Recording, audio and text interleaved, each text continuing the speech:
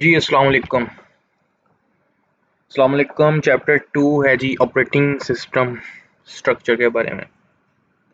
Chapter 2 को हम start करते हैं। Operating system services. OS provides an environment for execution of programs and services to programs and users। तो users और programs को एक वो environment provide करता है execution के लिए। One set of the operating system provides functions that are helpful to the users।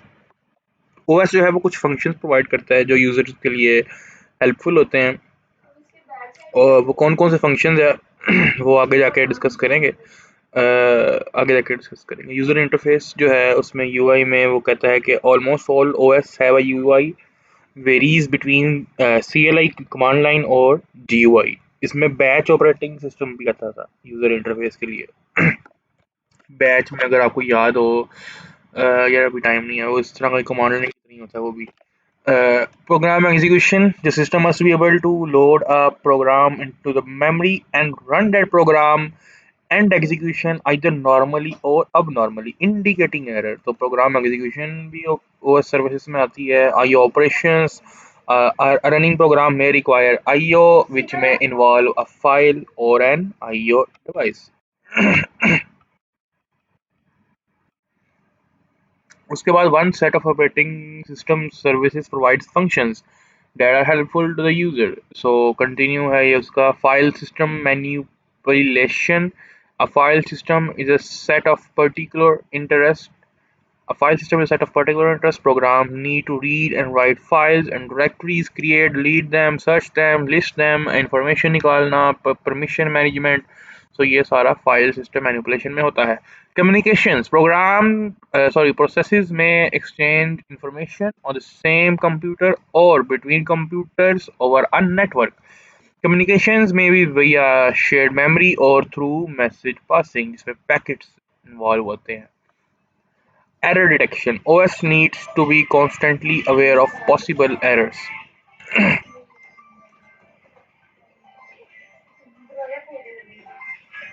अपना जो OS है वो error detection भी करता है। May occur in the CPU and memory hardware, in IO devices, in user programs। For each type of error, OS should take the appropriate action to ensure correct and consistent computing। Debugging facilities भी होती हैं जिसके अंदर हम user और programmes की programmers की ability को एनहांस कर सकते हैं और सिस्टम को एफिशिएंटली यूज़ कर सकते हैं। उसके बाद another set of OS functions exist for ensuring the efficient operation of the system itself via resource sharing. Resource sharing जो है उसमें रिसोर्स एलोकेशन आते हैं सबसे पहले, जिसके अंदर अगर हम देखें तो व्हेन मल्टीपल यूजर्स और multiple jobs running concurrently resources must be allocated to them. वो कह रहा है कि अगर मल्टी थ्रेडिंग हो रही है या मल्टी प्रोसेसिंग हो रही है, मल्टी जॉब्स कॉन्करेंटली रन हो रही है, तो उनको at a time different resources allocate किए जाते हैं।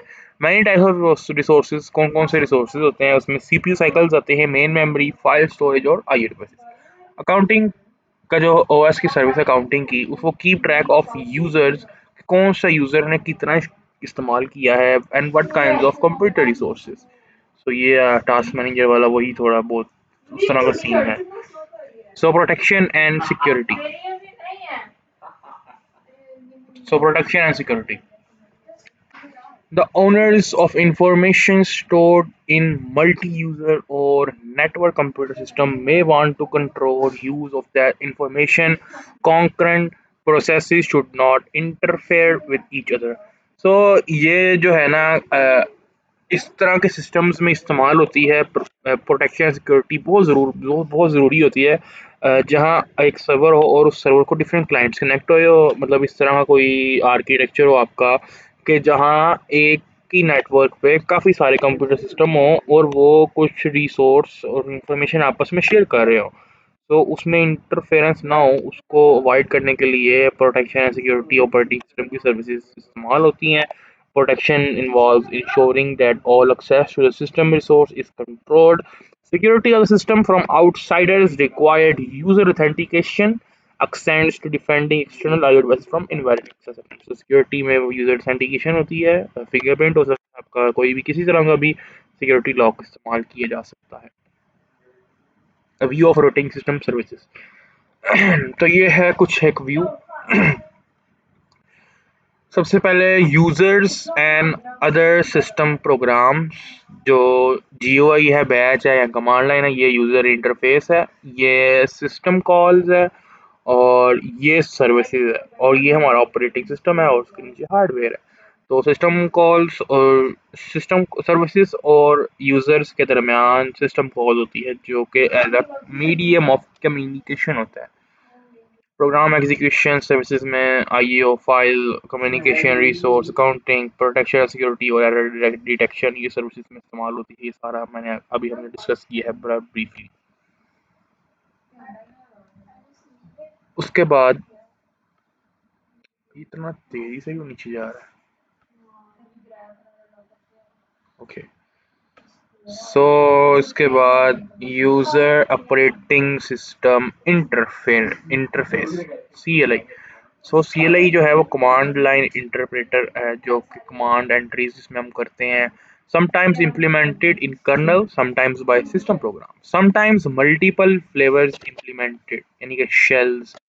तो यहाँ अगर आप देखें इसमें शायद हो पावर शेल, ये देखें Windows power shell.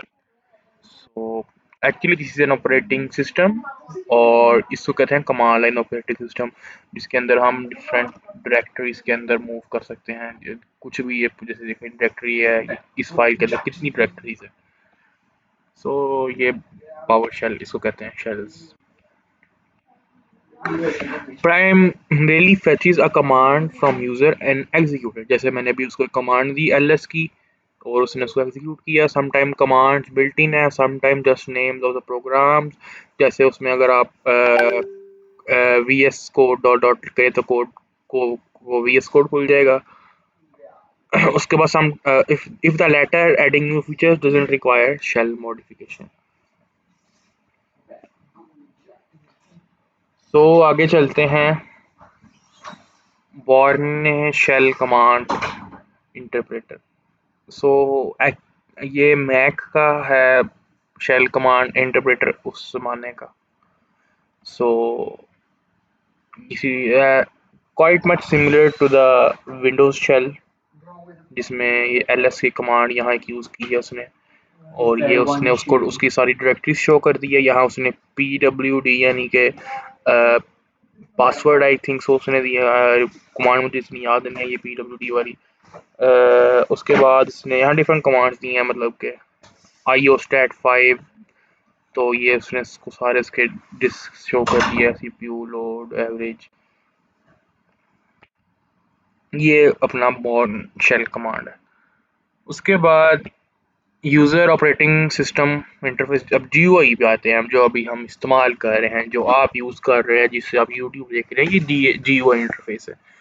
User friendly है, desktop metaphor interface, usually mouse keyboard and monitor icons होते हैं, प्रोग्राम्स एक्शंस और वेरियस माउस बटन्स ऑब्जेक्ट्स के साथ इंटरेक्शन होती है, इंटरफेस होती है और फंक्शंस कॉल होती है, ऑप्शन डायरेक्टरीज फोल्डर जिसे कहते हैं, इन्वेंटेड एट Xerox PARC। ठीक है। सो GUI का जो ऑपरेटिंग सिस्टम है वो कहाँ इन्वेंट हुआ था सबसे पहले? Xerox PARC। So what is Xerox PARC? Xerox Xerox PARC को अगर हम देखें तो ये एक्चुअली एक रिसर्च एंड डेवलपमेंट कंपनी है। इस कंपनी की जानिब से Xerox ने GUI का इंटरफेस जो है वो लॉन्च किया था। Many systems now include both CLI and GUI interfaces. So both अब GUI इंटरफेस के साथ साथ CLI भी दिया जाता है उन यूजर्स के लिए जो डायरेक्टली सिस्टम को एक्सेस करना चाहते हैं उसके कोर कमांड्स के through. Microsoft Windows is CUI is GUI and CLI both command and shell, और Apple Mac में Aqua GUI इंटरफेस आता है जिसके साथ Unix kernel underneath and shells available। उसके अलावा Unix and Linux have CLI and optional GUI interfaces CDE KDE GNOME, ठीक है। मैक OS GUI, तो ये मैक का एक GUI का इंटरफेस है। उसके बाद सिस्टम कॉल पे आते हैं। सिस्टम कॉल में API होती है। जब भी सिस्टम कॉल का लफ्ज आपके जहन में आएगा तो आपके जहन में API आनी चाहिए, application programming interface. Programming interface uses services provided by the OS, typically written in high-level language C, C++, mostly accessed by programs via a high-level APIs rather than direct system call use. Three most common APIs are Win32 API for Windows, POSIX API for POSIX-based system, उसके बाद जावा API होती है जो कि Java virtual machine के लिए इस्तेमाल होती है। और API एक्चुअली क्या होती है कि सिस्टम कॉल होती है, आपके यूज़र कोई भी सर्विसेज OS की अगर एक्सेस करना चाहता है, यूज़र कोई इनपुट देता है तो सिस्टम कॉल के ज़रिए वो इनपुट OS की सर्विसेज को एक्सेस करती है। So this is the use of system calls. Note that the system call names used throughout this text are generic. Example है सिस्टम कॉल की। System call sequence to copy the contents of one file to another. Source file से destination file तक एक file copy करनी है उसके contents. Example system call sequence. Acquire input file name हमने एक इनपुट देनी है। राइट प्रॉम्प्ट टू स्क्रीन और accept input. Acquire output file name जहां हमने उस फाइल कॉपी करना है। Write prompt to screen, accept input, open the input file if file doesn't exist, abort, create output file if the file exists, abort। Loop क्या करता है, read from input file और write to output file until read fails, close the output file, write. ये सारा कुछ एक loop में हो रहा है इतना हिस्सा। Write completion message to screen, terminate normally. So ये एक जिसे कहते हैं क्या कहते हैं इनको, एल्गोरिदम कह लो या लॉजिक कह लो, प्रोग्राम की लॉजिक है ये कॉपी करने के लिए फाइल सोर्स से destination. System call implementation, typically a number associated with each system call. System call interface maintains a stable index according to these numbers. The system call interface invokes this intended system call in the OS kernel and returns status of the system call and any return value. तो यहाँ उसने यही चीज़ बताई है कि जो OS हमारा colonel है, तो उसको इन्वोक करने के लिए, उसके साथ कम्युनिकेट करने के लिए सिस्टम कॉल जो है वो इंटरफेस इस्तेमाल होता है। और टिपिकली एक नंबर होता है associated with each system call, ठीक है। और एक सिस्टम कॉल इंटरफेस जो है वो एक टेबल मेंटेन करता है जिसके अंदर जितने भी सिस्टम कॉल्स होती हैं उनके उनके उनके जो नंबर्स होते हैं वो उसमें टेबल में स्टोर होते हैं। The caller need know nothing about how the system call is implemented. So caller तो यूजर है ना, उसको उसको ये चीज़ों के अंदर पढ़ने की जरूरत नहीं होती है क्योंकि यूजर GUI के साथ इंटरेक्ट कर रहा है, उसको क्या पता पीछे क्या हो रहा है, कौन सी सिस्टम कॉल्स हो रही हैं। Just needs to obey API and understand what OS will do as a result call. Most detail of the OS interface hidden from programmer by API. So OS के जो इंटरफेस की काफ़ी details जो है वो API की वजह से हिडन हो जाती है। ये बेनिफिट है API का। Managed by run time support library, set of functions built into libraries included with compiler. API system call OS relationship, ये देखिए एक यूज़र एप्लीकेशन है और यहाँ तक यूज़र मोड है, यहाँ से नीचे कर्नल मोड स्टार्ट होता है। यूज़र मोड और कर्नल मोड के दरमियान इंटरेक्शन कौन करवाता है, सिस्टम कॉल इंटरफेस। ये मैंने आपको पहले भी बताया है। तो यूज़र एप्लीकेशन क्या करेगी, यहाँ एक फंक्शन कॉल हो रहा है ओपन का, जो सिस्टम कॉल इंटरफेस के थ्रू कर्नल मोड में एंटर होगा और ओपन को वो एग्जीक्यूट कर देगा। ओपन के फंक्शन के अंदर जो लाइंस ऑफ कोड है उसको कर्नल मोड में जाके वो एग्जीक्यूट करेगा और सिस्टम कॉल को वो रिटर्न करेगा कोई वैल्यू जो कि यूज़र एप्लीकेशन के पास वापस चले जाएगी यूज़र मोड के अंदर। So very simple and easy. Examples of Windows and Unix system calls. So ये कुछ सिस्टम कॉल्स है यूनिक्स की। फोर प्रोसेस कंट्रोल के लिए फोर एग्जिट और वेट इस्तेमाल होती है। फाइल मैनिपुलेशन के लिए open, read, right, close. Device manipulation के लिए रीड, राइट और IOCTL। इंफॉर्मेशन मेंटेनेंस के लिए गेट, पिट, अलार्म, स्लीप। कम्युनिकेशन के लिए पाइप, SH, मेगैट और MMAP। प्रोटेक्शन के लिए चॉन, अमास्क और कमोड। ठीक है, ये आप सारी यूनिक्स को जाके टेस्ट कर सकते हैं। स्टैंडर्ड सी लाइब्रेरी एग्जांपल बिल्कुल उसी तरह ही है ये, जिस तरह जैसे आप एक ओपन का सिस्टम कॉल करते हैं ना तो वो ओपन जो है वो किसी भी लैंग्वेज में लिखा होता है। ओपन का जो अंदर जो फंक्शनैलिटी है ओपन की लाइब्रेरी की।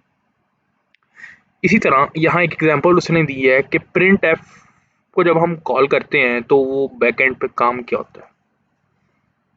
तो बैकएंड पे जो राइट राइट जो है हमारा राइट सिस्टम कॉल, उसको हम यूज़ करते हैं। तो वो जब हम उसको यूज़ करते हैं तो कर्नल मोड में जाके क्या होता है या यूज़र मोड में क्या होता है। सो यूज़र मोड में हम तो लिख देते हैं प्रिंट एफ, लेकिन हमें क्या पता वो प्रिंट एफ कर्नल मोड में जाके जब एग्जीक्यूशन होती है इसकी तो वो क्या करेगा। तो इसको डायग्राम को देखें, स्टैंडर्ड सी लाइब्रेरी का एक सिस्टम कॉल इंटरफेस है। यूजर ने क्या किया है, एक लाइन ऑफ कोड लिखा है जिसके अंदर प्रिंट एफ है, और वो लाइन ऑफ कोड क्या हो रहा है, वो कर्नल मोड में जब जाता है तो वहाँ एक राइट का सिस्टम कॉल जो है वो कॉल होता है। तो कर्नल मोड में वो राइट जब कॉल होता है तो वो कुछ रिटर्न करता है अपने उसको सिस्टम कॉल इंटरफेस को, जो कि यहाँ स्टैंडर्ड सी लाइब्रेरी है, और वो वापस यूजर मोड में आउटपुट देता है। So things are very simple अगर आप उसको समझें।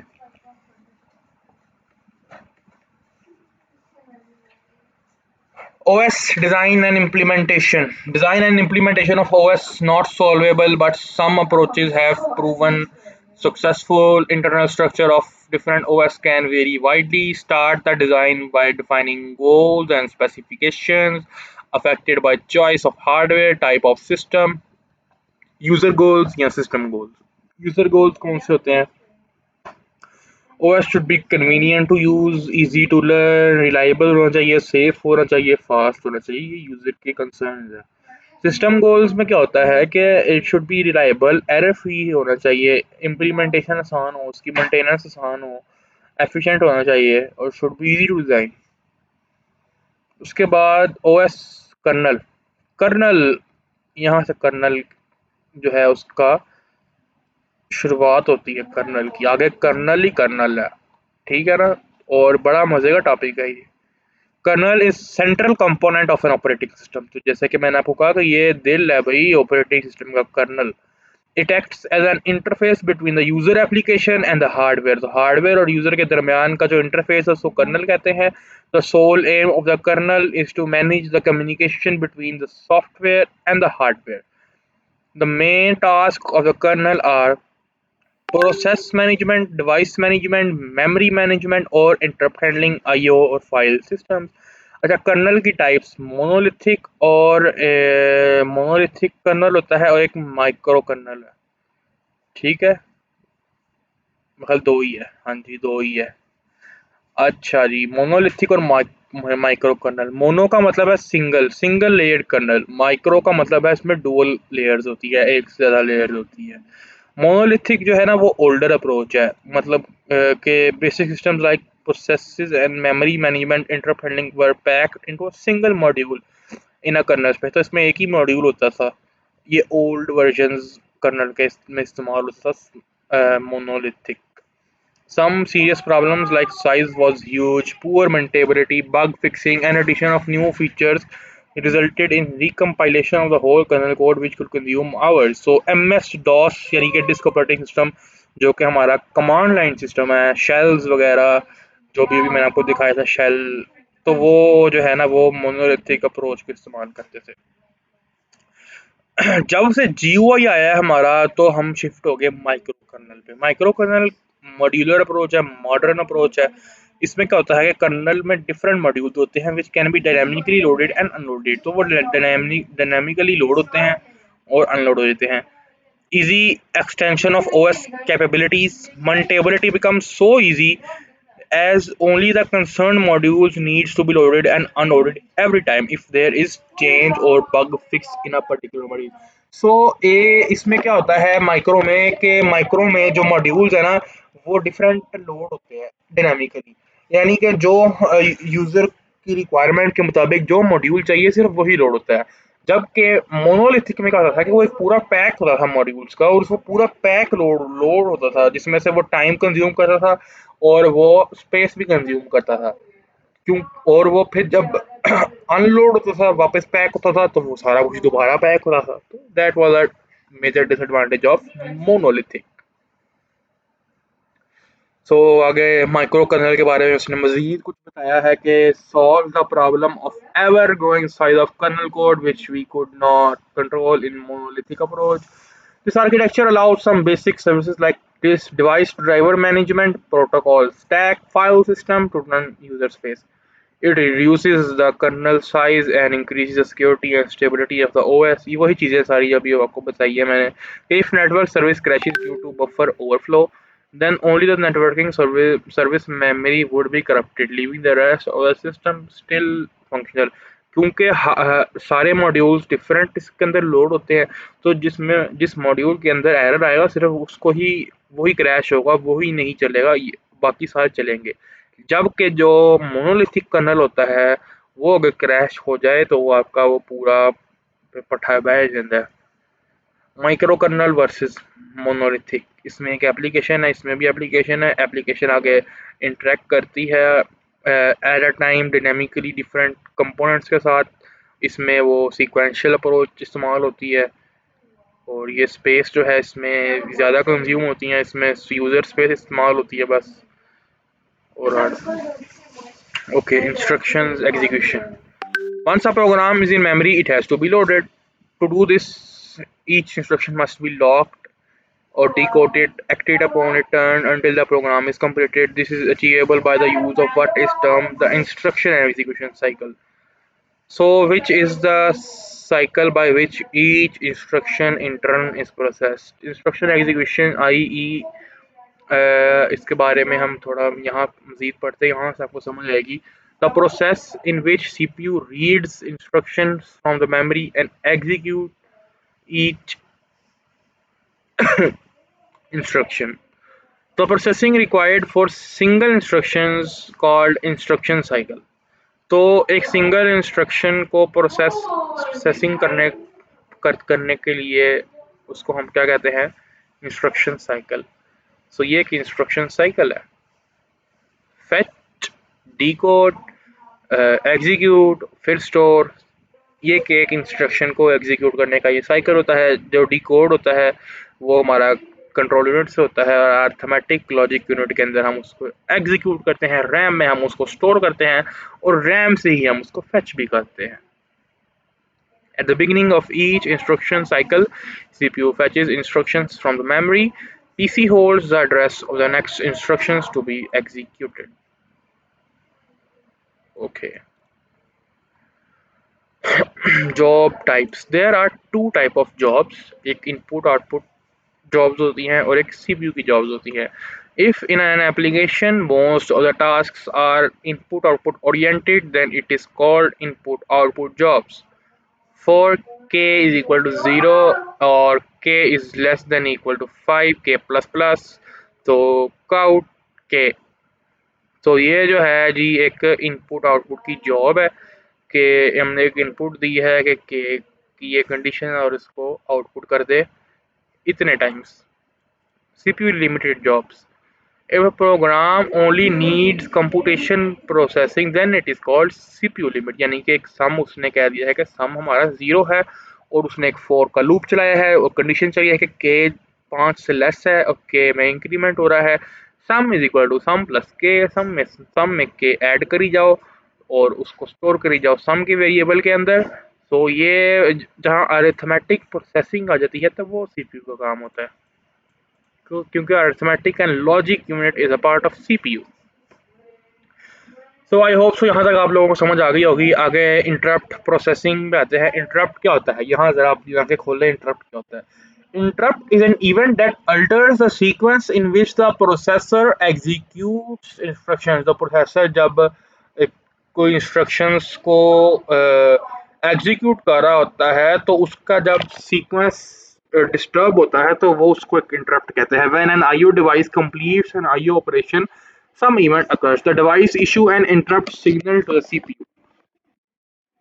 The processor finishes the execution of the current instruction before responding to the interrupt and save the state of the interrupted process. तो प्रोसेसर क्या करता है कि जो करंट इंस्ट्रक्शन वो एग्जीक्यूट कर रहा होता है उसको वो एग्जीक्यूट करता है और फिर उस इंटरप्ट को रिस्पॉन्ड करता है। The OS analyzes the interrupt and passes the control to the appropriate interrupt handling routine. आगे अब जाके हम पढ़ेंगे interrupt handling routine के बारे में। The IHR यानी कि interrupt handling routine handles the interrupt. The state of the interrupted processes are restored. The interrupted process executes. उसके बाद interrupt handling while executing a process an interrupt triggers.